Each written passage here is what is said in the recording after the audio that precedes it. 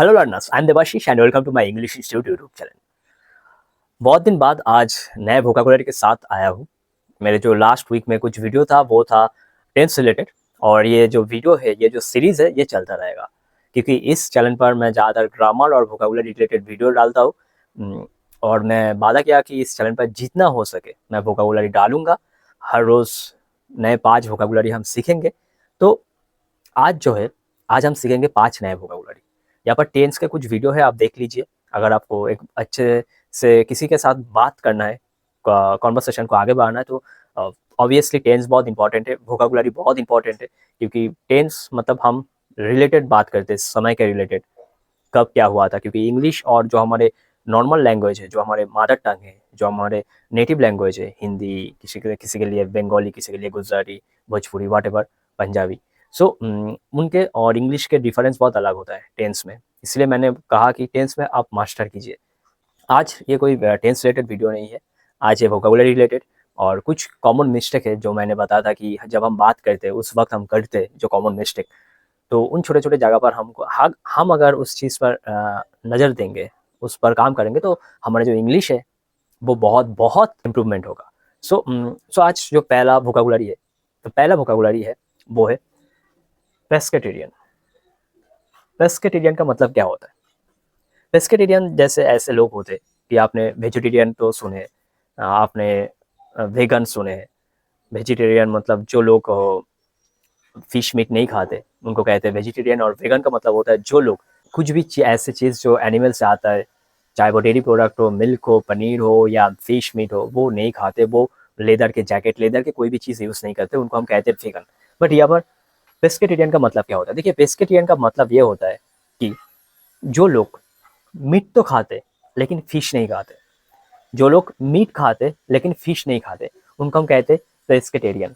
जैसे a person who does not eat meat but does eat fish, a person who does not eat meat but does eat fish, ऐसे लोगों को हम pescatarian कहते हैं। कुछ एग्जाम्पल है: she promotes a pescatarian diet high in organic fruits and vegetables. She promotes a pescatarian diet high in organic fruits and vegetables. बहुत से लोग, कुछ लोग जो वेगन कम्युनिटी से आते हैं, बहुत से लोग वेजिटेरियन कम्युनिटी से आता है, ऐसे भी लोग हैं जो पेस्केटेरियन कम्युनिटी से आता है, जो कहते हैं कि आप अगर फ्रूट्स और वेजिटेबल के साथ ये खाओगे तो आप अच्छे से जियोगे। ये वो इन चीज़ को चारों तरफ फैला रहा है, तो उन लोगों को हम कहते हैं पेस्केटेरियन। सेकेंड जो होता है वो है एक्सजरेशन। एक्सजरेशन का मतलब क्या होता है? अजुक्ति। जैसे a statement that represent something as better or worse than it really is.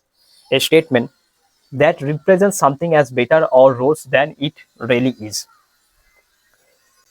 Exaggeration का मतलब होता है जो चीज कुछ ज्यादा हो जाता है। जैसे it would be an exaggeration to say I knew her well, I only met her twice.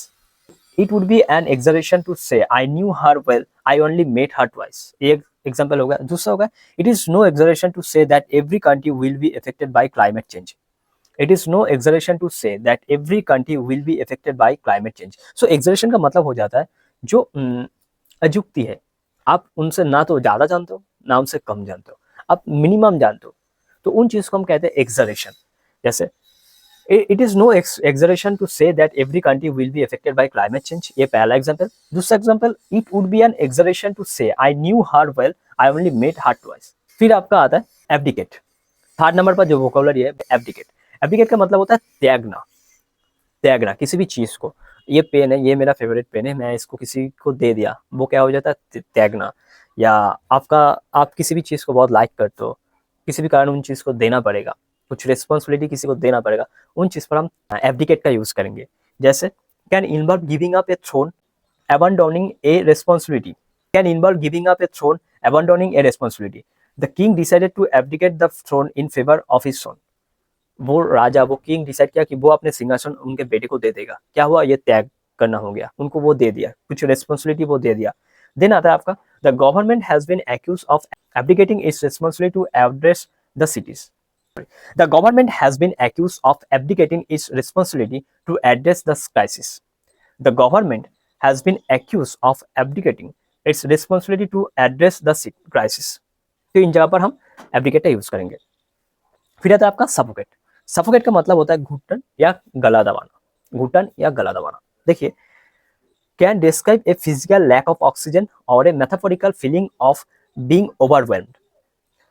Can describe a physical lack of oxygen or a metaphorical feeling of being overwhelmed. The report state the victims had suffocated in the fumes. The report state the victims had suffocated in the fumes. यहाँ पर हम use करेंगे और क्या, he felt suffocated living at home with his aged parents in the small village. He felt suffocated living at home with his aged parents in the small village. Suffocated मतलब होता है आप किसी जगह आपको अच्छा नहीं है लेकिन फिर भी आप रह रहे हो, आपको कुछ बोर फील हो रहा है, सफोकेटेड। बहुत तरीकों से हम इन चीज़ को यूज़ कर सकते हैं, जैसे फिजिकल कंडीशन होगा कि गला दबाना, जैसे यहाँ पर मैंने कहा कि the report state the victims had suffocated in the fumes, इन चीज़ पर यूज़ करेंगे। और फिर होता है he felt suffocated living at home with his age parents in the small village. इन जगहों पर हम यूज़ कर सकते हैं कि उनको उनके पेरेंट्स के साथ, उनके बुजुर्ग पेरेंट्स के साथ उनको रहना एक छोटे से गाँव में अच्छा नहीं लग रहा है। जैसे आप अगर आपको कहीं जाते हो किसी भी विलेज में, किसी भी गांव में, तो आपको अगर फ़ोन ना दिया जाए तो आपको अच्छा नहीं लगेगा, या उस जगह अगर नेटवर्किंग का कोई इशू है तो आपको वो अच्छा नहीं लगेगा। तो इन सारे चीज़ों पर हम यूज़ करेंगे सफोकेटेड। लास्ट आता है प्रायर। प्रायर का मतलब क्या होता है? प्रायर का मतलब होता है अतीत, पूर्व। पूर्व में कुछ हुआ था, पूर्व में कुछ हुआ था, तो उन चीज़ को हम कहते हैं prior. Example, he had no prior experience in teaching. He had no prior experience in teaching. He had no prior experience in teaching. उनको टीचिंग में पूर्व में कोई अनुभव नहीं था। For the prior year, the reported net income of $1.1 million. For the prior year मतलब जो पूर्व के जो साल था, लास्ट ईयर था, उनमें they reported net income of 1.1। किसी कंपनी में उनका जो लास्ट ईयर जो एनुअल इनकम था वो 1.1 बिलियन था। तो प्रायर का मतलब कब हम इस चीज़ को यूज़ करेंगे? जब भी हम किसी अतीत के, किसी पूर्व के बारे में बात करें कि उनका ये टाइम अच्छा नहीं था, वो उस टाइम वो अच्छे से नहीं बोल सकते थे, और उनका उस साल जो पिछले साल था वो बहुत अच्छे मनी जनरेट नहीं किया। तो पूर्व का कोई भी चीज़ हो तब हम यूज़ करेंगे प्रायर। सो आई होप कि आपको हेल्प हुआ। ये वीडियो बार बार देखिए, ये जो मैं 5 जो वोकाबुलरी दिया उनको आप बार बार लिखिए, आप लिखिए उन चीज़ को बार बार पढ़िए, तब आप कुछ डेवलप कर पाएंगे, आपका वोकाबुलरी लेवल का डेवलप कर पाएंगे, आप कुछ नए बात सीखेंगे, नए शब्द को आप लिख पाएंगे, तो आपको हेल्प होगा।